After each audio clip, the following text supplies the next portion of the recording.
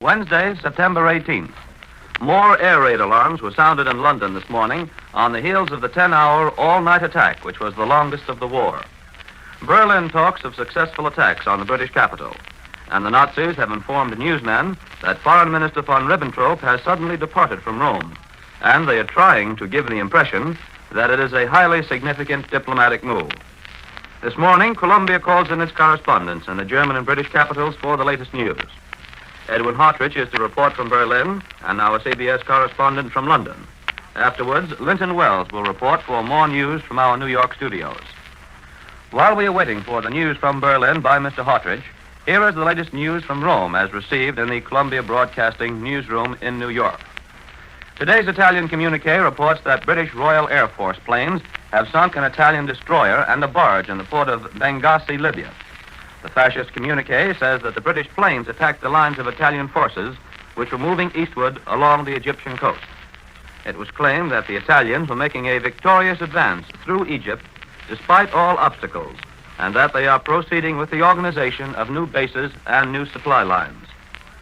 British bombing planes and advanced tank and artillery units have inflicted serious losses on two Italian columns advancing into Egypt along the Mediterranean coastal belt, a communique of the British Middle East Command said today. This is Berlin. Armed reconnaissance planes and German bombers resumed their attacks this morning. Then the DNB gives us the report of a reconnaissance plane. Its pilot describes the damage done to London in yesterday's raid. According to this account, whole blocks of London seem to have disappeared. At one spot, there was a giant crater, which led the pilot to believe that a German bomb had scored a direct hit on a London subway. New fires were observed, says this report, and many fireboats were seen in action on the Thames River. Also, there was much shipping activity, and this report interprets that as an attempt by the British to transport important stocks of goods away from the bombed dock areas of London. Last night, we are told, German Dorniers and Heinkels attacked London again, bombing, quote, objectives of military significance in the city, end of quote. Also mentioned as other objectives were Victoria, West India, and London docks, where fires were started. Other fires were started in London at Bow Station and Thurston Road, adds the DNB. This news concludes with a claim that during the attack on the airfields at Gravesend and Tunbridge, enemy planes were destroyed on the ground. As for the British planes, we are told that several of them tried to enter Germany last night, but the DNB adds that one was shot down while the others were driven off by anti-aircraft fire. There's a one-line announcement in the papers that Herr von Ribbentrop, the Foreign Affairs Minister, has left for Rome, where he will stay for a short time. No other details are given. At the Foreign Office, a spokesman refused to give any additional information regarding the Rome visit. He said that in view of the close relations of Italy and Germany, an occasional interchange of views was to be expected. As you know, yesterday Herr Hitler had conferences with Serrano Suñé, the Spanish Minister of the Interior, and General Teruzzi, the Italian Colonial Minister. To us observers here, all these diplomatic developments have a distinct Mediterranean slant. And we are wondering whether a campaign against the British is being planned. There is Gibraltar at one end of the Mediterranean, which the Spanish are interested in taking over, and there's a Suez Canal at the other end, which the Italians in the desert campaign in Egypt are aiming at. Italy is in the middle of Mare Nostrum, and the British hold the keys to this vast liquid prison. And if a war against the British Isles is not over in a few months, observers here are inclined to think that a concerted attempt by the Axis powers in the Mediterranean against the British might be on the books for the winter months. So Herr von Ribbentrop's sudden trip to Rome throws the speculation more into the limelight.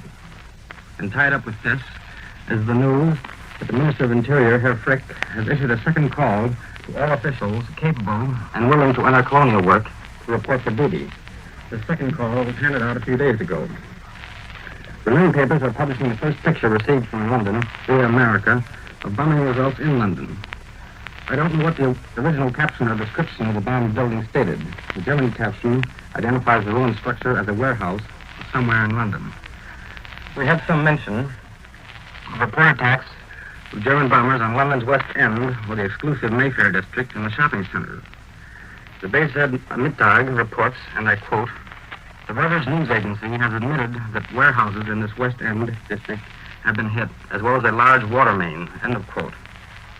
The flooding of the streets and the nearby air raid shelters forced the, quote, plutocrats, unquote, to the surface, adds the Bayzed. Then this welfare block puts some land presses saying that 2,000 buildings of all descriptions in London have been totally destroyed, while another 3,000 seriously damaged, and another 10,000 slightly damaged, as an indication of the results of the German bombing attacks. But in another column, this paper warns its readers about, quote, the American press is supporting the British campaign of lies as well as it can, and reports only destroyed hospitals, churches, museums, and other similar buildings, and the quote. This is Edmund Hartridge, returning now to Columbia in New York. Back in New York, here is the latest news from Washington. President Roosevelt and other government leaders returned to Washington today from Speaker Bankett's funeral. All Washington talk continues to center around conscription. And now the news from the British capital, as reported by Eric Severide. Go ahead, London. This is London.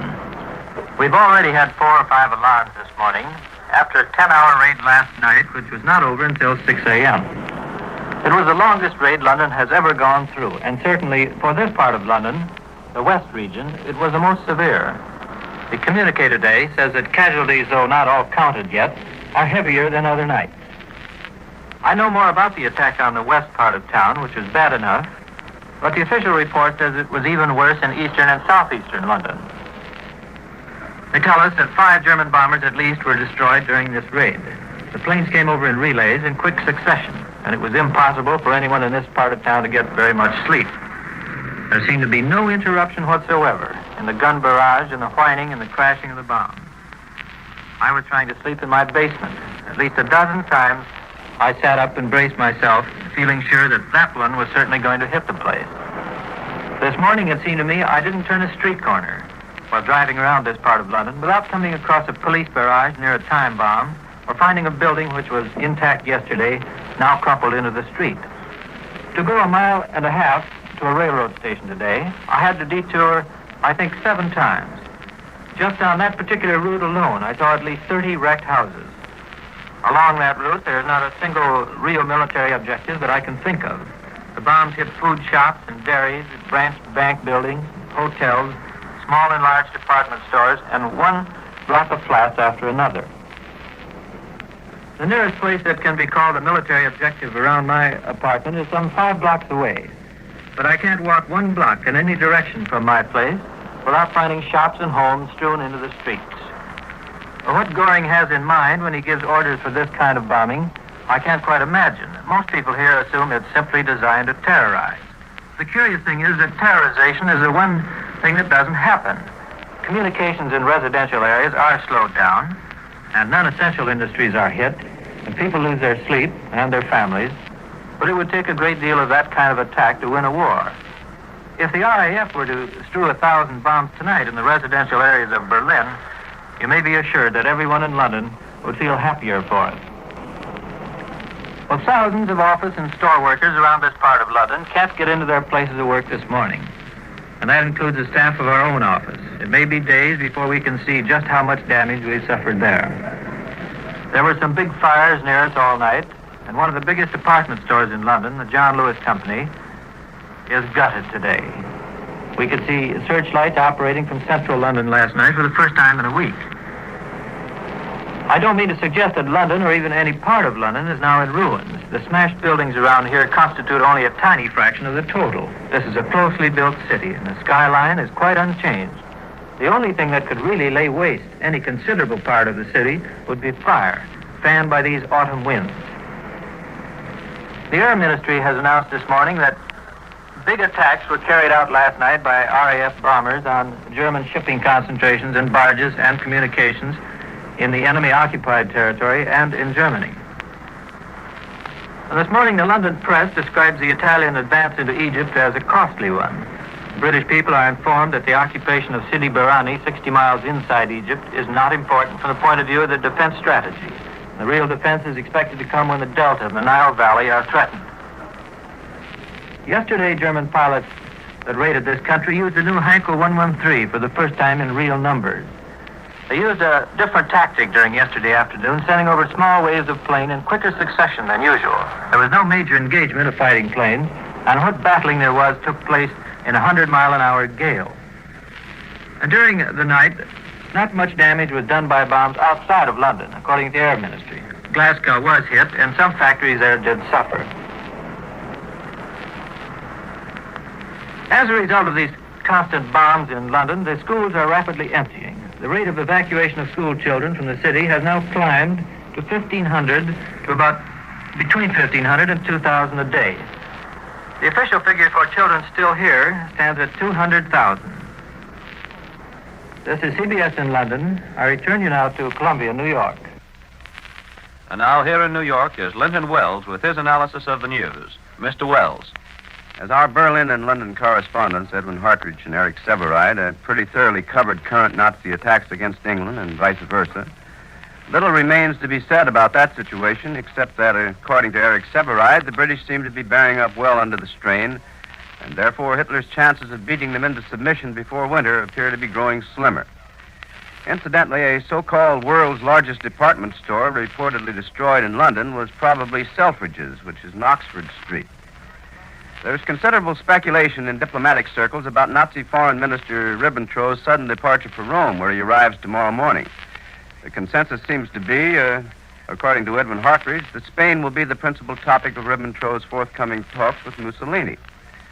Ramon Serrano Suñé, the pro-Axis Spanish Minister of the Interior, who also is Dictator Franco's brother-in-law, has been visiting Berlin officially, and yesterday talked with Hitler and Ribbentrop, after which Ribbentrop hurriedly left for Rome, as Mr. Hartridge told us. Suñé is expected to follow him there in a day or so. All this is accepted as conclusive proof of Spain's alignment with the Axis powers and indicative of an impending active participation in the war.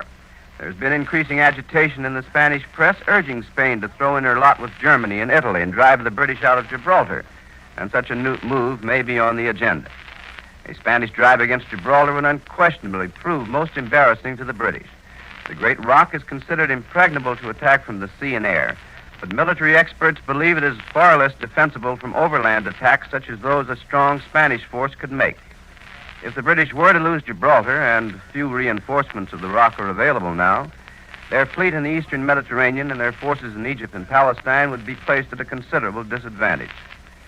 The Italian drive against the British in Egypt continues on three fronts, but only reports of battles in the desert wastes of northwestern Egypt are available. Despite strong British aerial and land attacks, the Italians, it is admitted officially according to Eric Severide, have occupied the important oasis of Sidi Barrani, which is 75 miles inside Egypt from the Libyan frontier and at the end of a concrete highway leading to Marsa Matruh and Alexandria. The Italians undeniably have made headway in their push toward the Suez Canal, but if the expected happens, that is, Egypt's formal entry into the war, the going will be far less easier from now on. So far, Egypt has not declared war against Italy, although the government has said repeatedly that an Italian invasion would force Egypt to join Britain actively. Both the British and Italians are exerting great pressure upon the Egyptians, and a showdown appears imminent. In every conceivable manner, the Italians are endeavoring to convince the Egyptians that the sole fascist aim is to save them from the British and to foment an Egyptian revolt against the English. The British, of course, are moving heaven and earth to obtain active and invaluable Egyptian support.